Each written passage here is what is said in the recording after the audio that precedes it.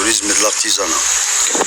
Effectivement, aujourd'hui, la wilaya Tizi Ouzou a vu la lancée officielle, l'ouverture de la session pédagogique de l'Institut l'ITHT de Tizi Ouzou et bien sûr de son annexe qui est à Tlemcen.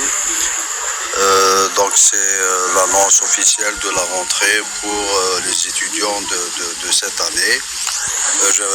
J'ajouterai aussi qu'hier il y a eu aussi l'ouverture au niveau de l'Institut de Boussaïda, donc ça rentre dans la même activité.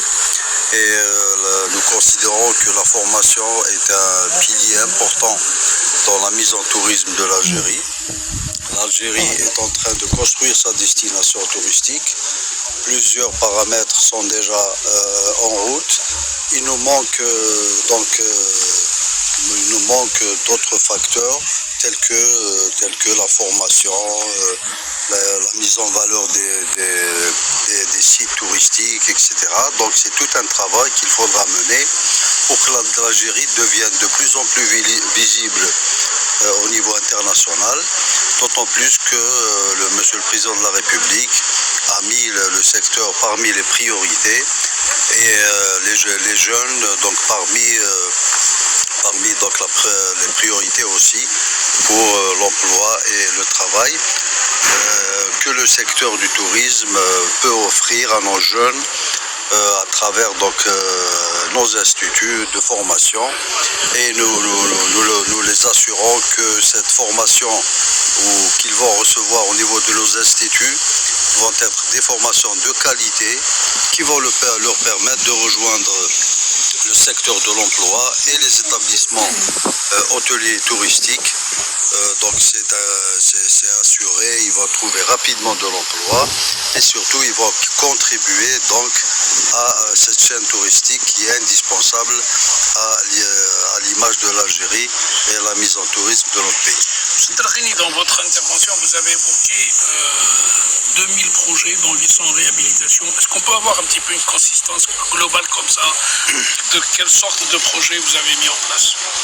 Donc dans notre stratégie d'une façon rapide et succincte, donc nous avons une stratégie à l'horizon 2030 qui consiste d'abord à valoriser la destination, à encourager l'investissement, améliorer la qualité, à travailler avec les autres secteurs, donc la chaîne touristique aussi, et aussi à mettre en place un plan de financement.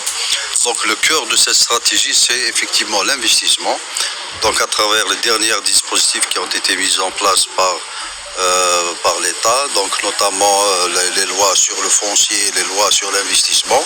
Nous considérons que maintenant l'acte d'investir est devenu un acte très facile à entreprendre, et nous invitons à travers les médias nos investisseurs et les porteurs de projets à se lancer dans l'investissement dans le domaine touristique qui est très rentable.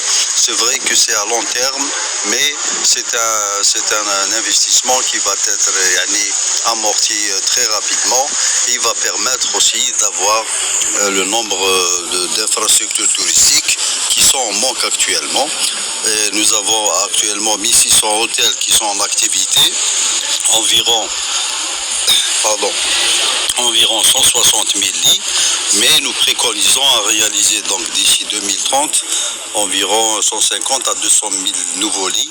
C'est pour ça que nous avons donc approuvé, ou nous avons agréé plus de 2000 projets, dont 800 sont déjà en réalisation.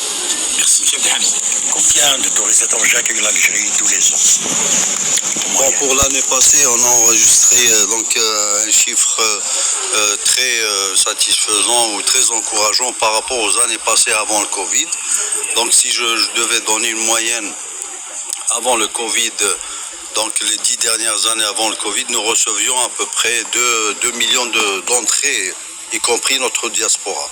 Mais l'année passée, en 2023, nous avons reçu 3,3 millions d'entrées, dont 2,2 millions d'étrangers.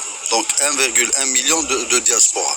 Donc déjà le chiffre montre qu'il y a une avancée qui est quand même substantiel.